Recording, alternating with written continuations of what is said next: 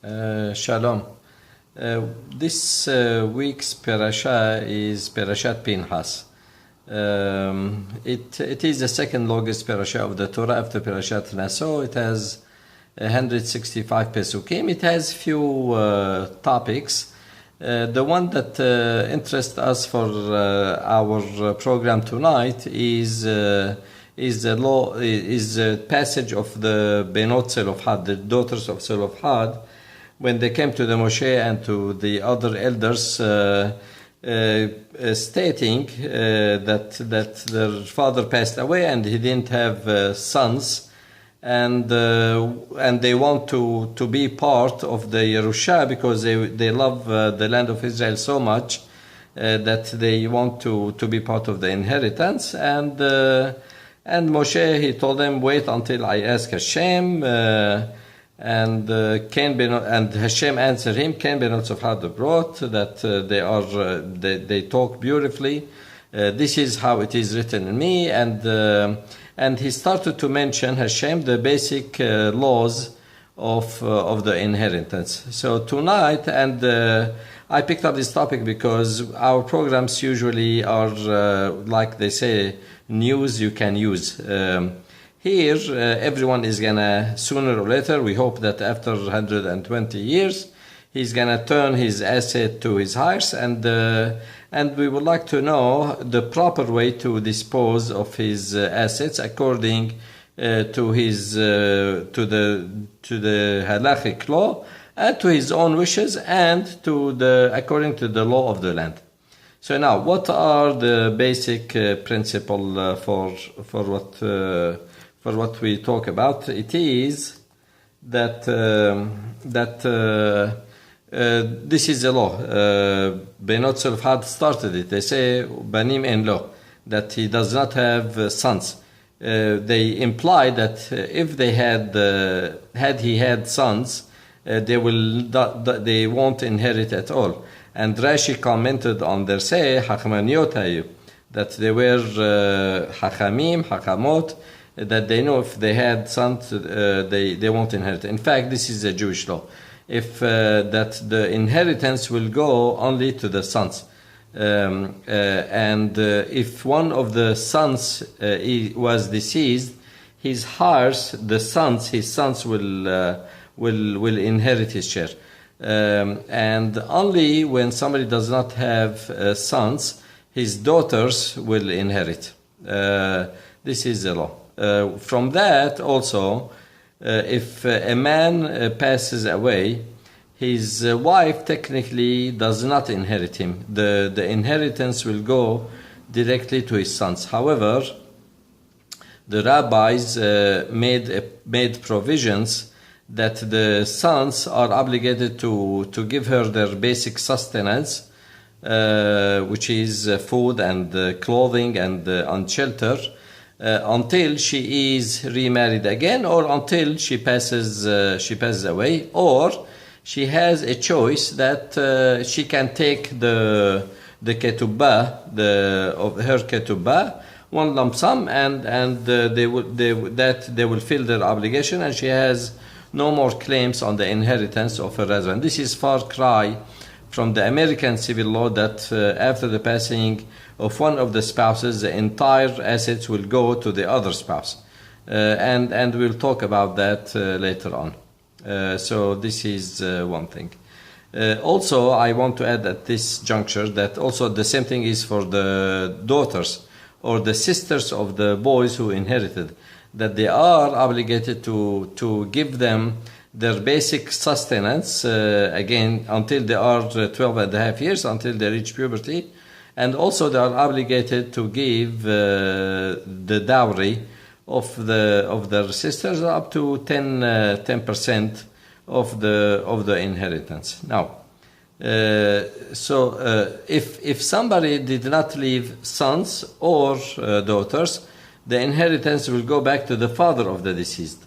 So and the father, if he's alive, he will keep it.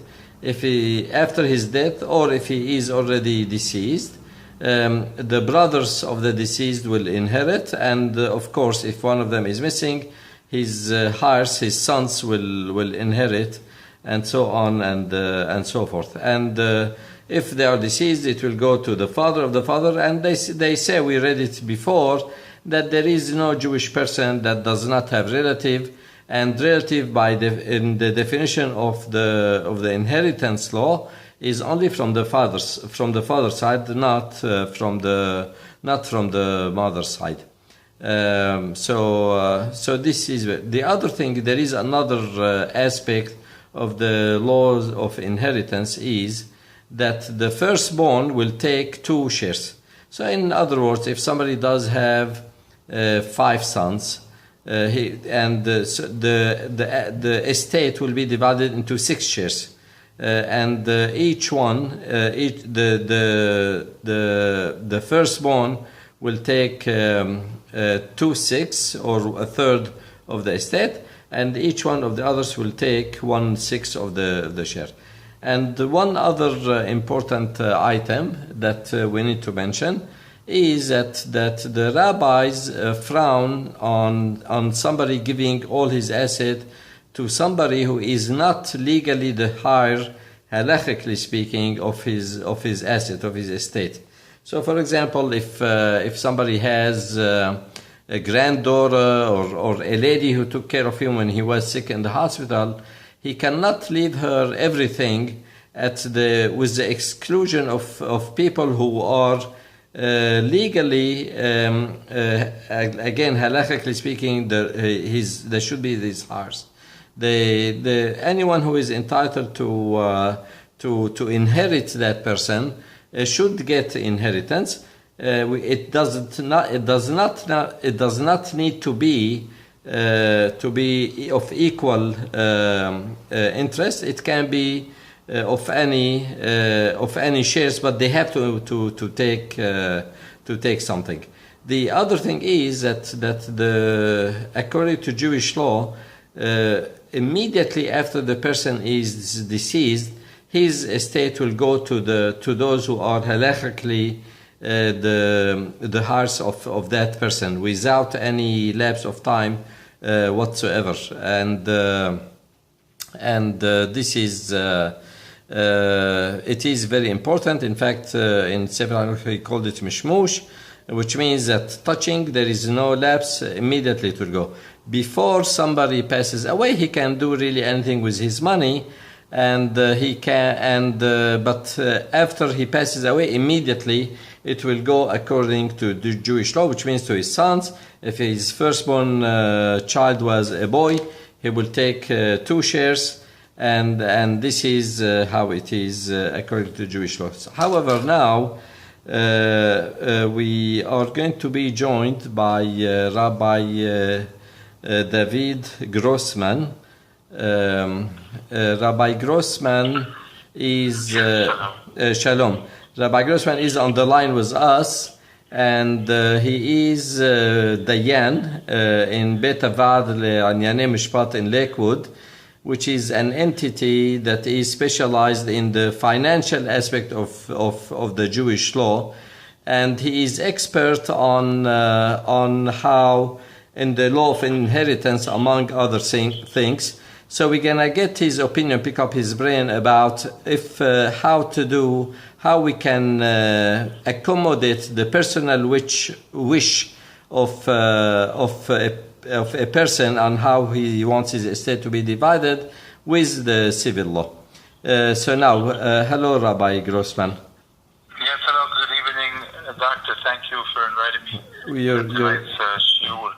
You're welcome. So if somebody does have 2 boys and 2 girls, and he didn't feel good about leaving the daughters without anything, is there any accommodation in Jewish law to include them in the inheritance? And he wants to be equal, all of them to be equal.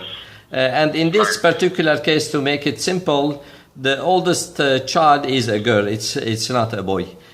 How can we accomplish that halachically?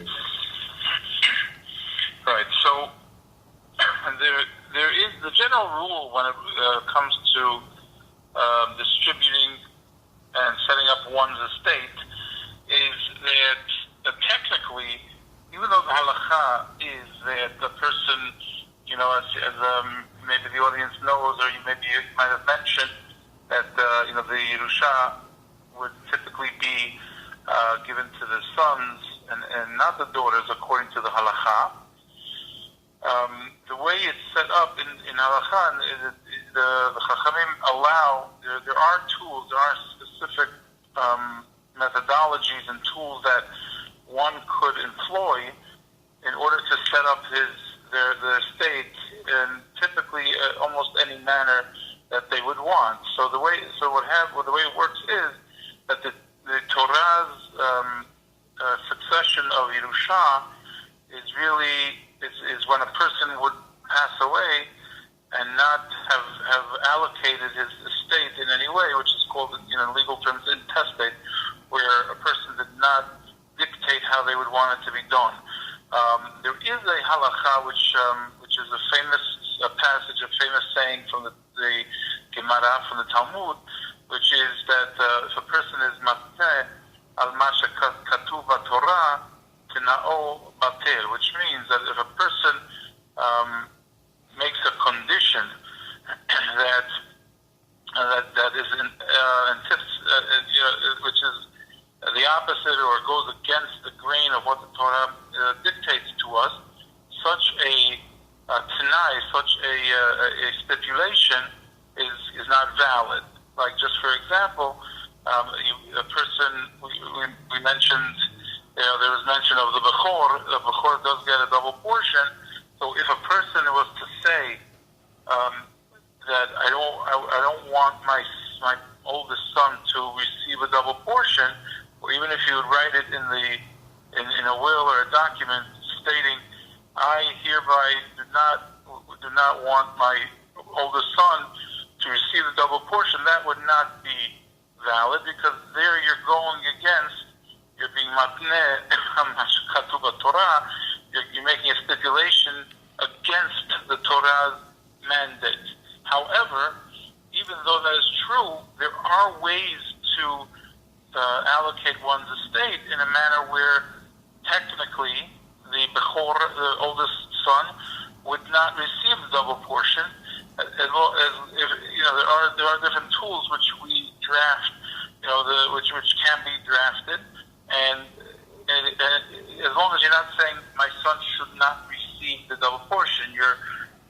like, just to give an example, if you say if a person was to be manchil, he would allocate and gift or allocate a certain amount of funds to other yorshim, then that could work, as long as you're not stipulating against the Torah. Now, when it comes to a son and a daughter, that's very similar.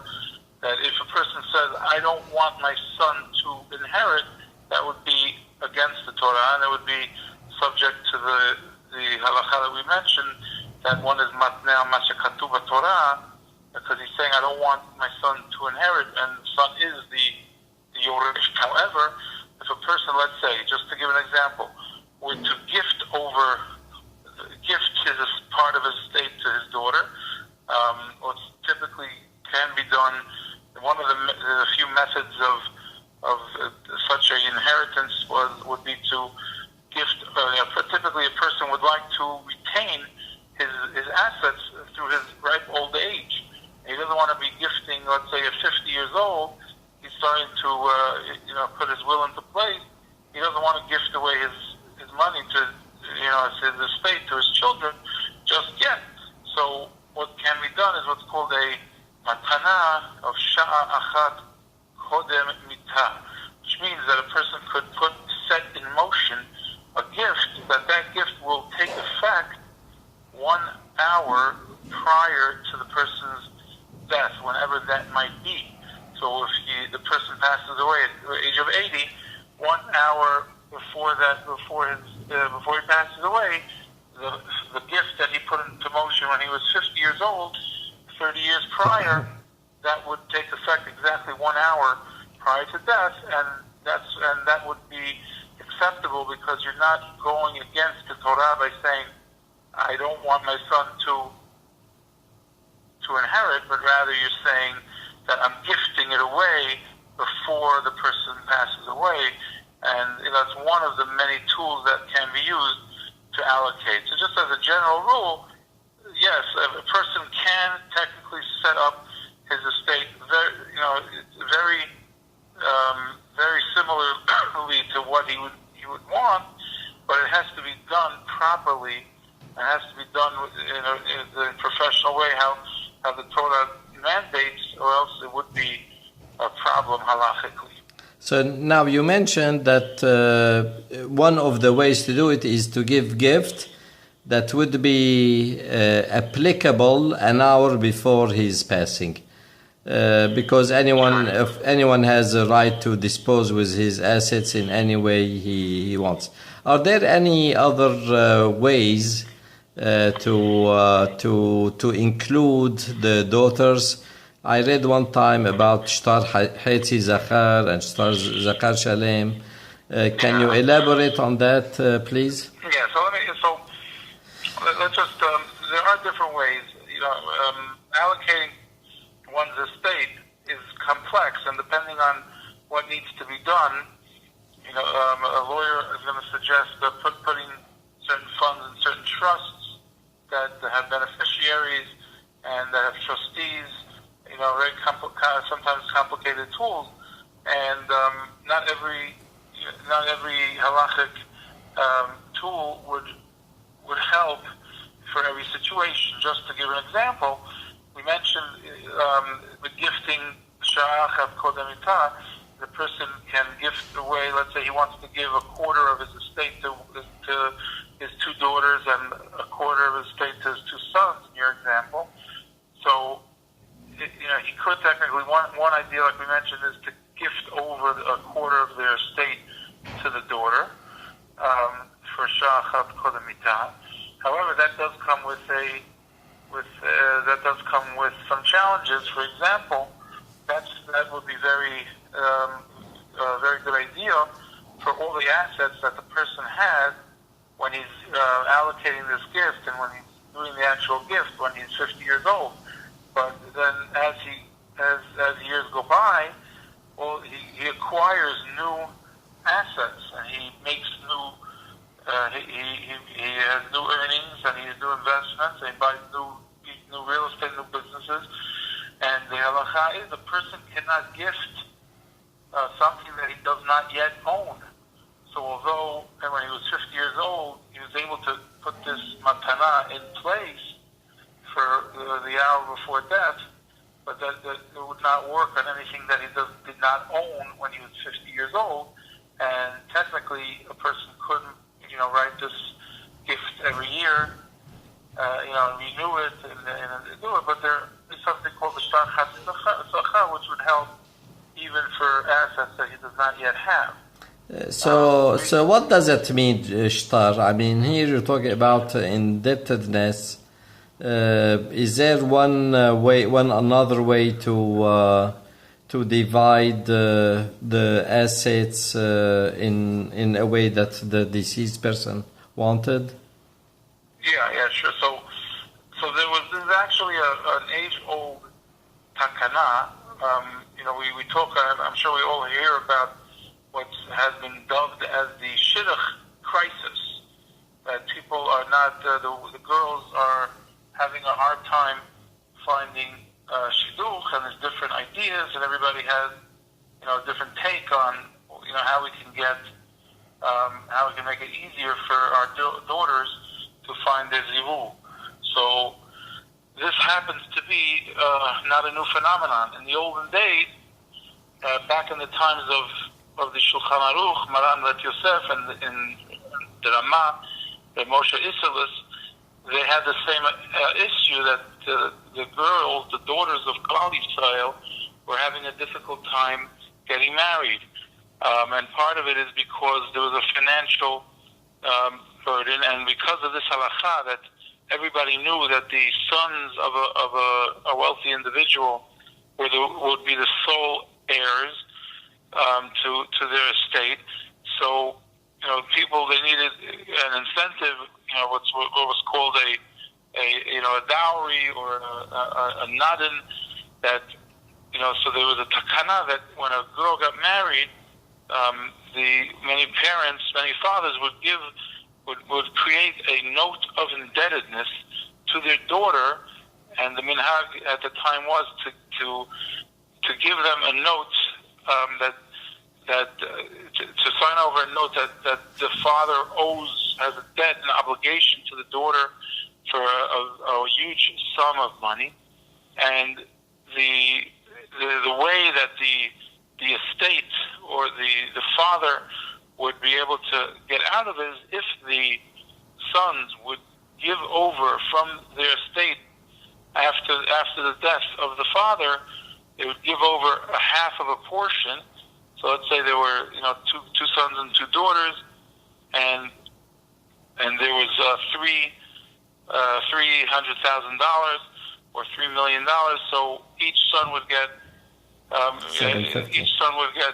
one portion, and each daughter would get a half a portion. So it would be 1-1, and the third would be split between the two daughters. Mm-hmm. That's the way the takana had it, that the daughter should get half of the amount of the son, but it enticed people to marry these daughters because they knew that they would have what to fall back on, and they would be included in the estate, even though in the Torah it gives everything to the sons.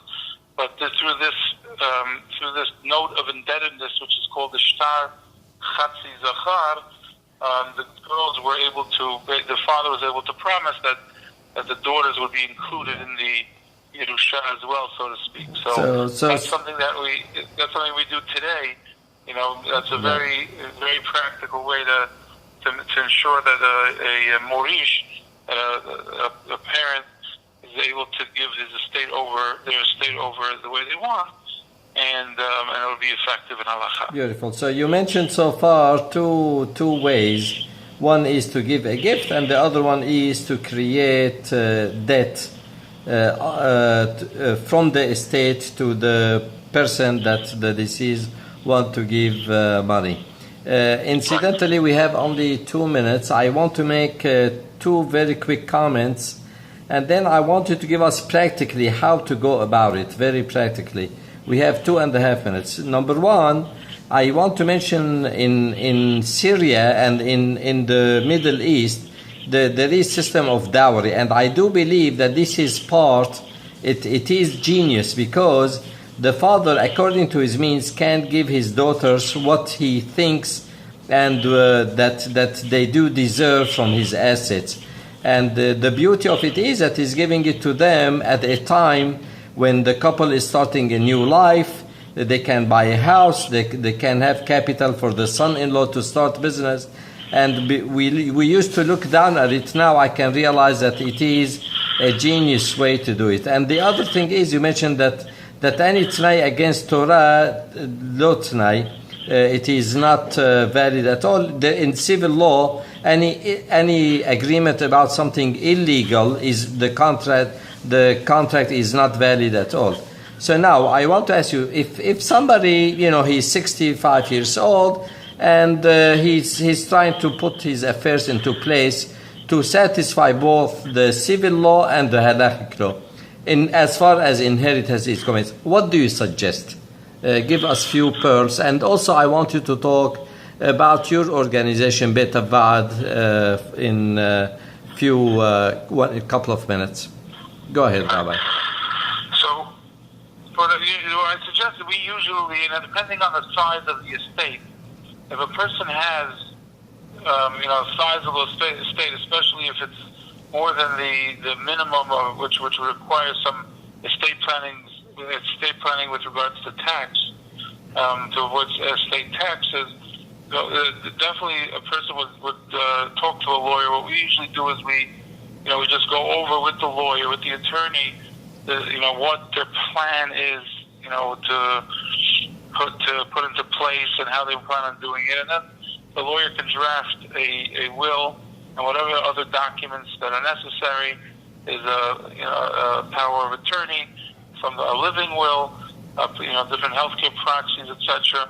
And then we take those documents and we work with the attorney, and we would make sure that they are halachically valid using some of the tools that we've mentioned tonight, or other tools that are put into place to ensure that the will of the decedent would be the will of the one that's the testator would be valid in halacha as well as in the court system. So that's what we do. And you mentioned as far as what Bet Avad represents. This issue of the crossroads between law and halacha plays itself out very sharply, very distinctly in the business world. Everywhere we turn, we go to a bank, we take a loan. We have the issues of ribit. There are certain businesses that need to function on Shabbat, healthcare facilities and nursing facilities, or other types of businesses that are maybe partner with people who are not obligated to keep the Shabbat. And sometimes there's even a Jew would be in a minority position and would not be able to have the say of closing the business on Shabbat. How does one deal with that? People have real estate holdings that they have to service their tenants, and if there's a snowstorm on Shabbat, they got to make sure that driveway gets plowed, or else they can be in violation of a contract, or they can get sued even. If there's an old lady who's stuck in the elevator brakes on Shabbat on the top floor, they have to make sure that gets taken care of. There's issues of wills and even just regular contract. We have the obligation to, if there's ever a dispute or ever a question on our business dealings, there's these very severe obligation to go to Beit Din. So every contract that's written needs to be reviewed by somebody who knows the ins and the outs of the Beit Din. If that's where you're going to end up, and you're going to be spending lots of funds making sure that it's legally binding, and then you come to the Beit Din arbitration panel, and they have a whole different way of looking at it. All the effort of making sure it's binding would be for naught. So we basically do anything and everything that bridges together these two areas of law. The way the people we deal with are Jewish Americans. They're Americans, so they follow the American law, but they're on top of that they're Jewish people who have a whole set of laws. The Choshen Mishpat, the Torah dictates everything that we do. So living in a world of commerce and integration of business people, hundreds of thousands of business people, you need a venue to bridge these two worlds, these two complex worlds, and make them coincide and work together. Perfect. So if somebody wants to contact your organization, what's the best way to do it? So a person could call. We actually have an 800 number. It's very convenient.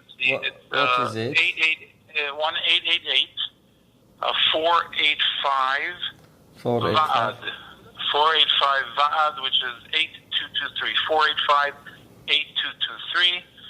1-888-485-8223. And a person could call, could send a message, can send an email to info@theshc.org. That's the Sephardic Halacha Center, theshc.org. So it's again theshc.org. It's a simple email address, info@theshc.org. And we basically we have a team of Dayanim who address all these issues. So it's it's very convenient. Yeah. This is my message is that, and Rabbi Grossman's message that Judaism is way of life. It should include business as well as halachot orachayim, tzitzit and tefillin and Shabbat. So we have to try to integrate them more. He gave you the phone number, and as far as Dinei Yerusha, the inheritance law, I hope that each one of us won't need it until 120 years. And thank you again, Dr. Grossman, and to our listener, and Shabbat Shalom. Let out. Shabbat Shalom. Thank you very much. Thank you. Bye-bye. Bye.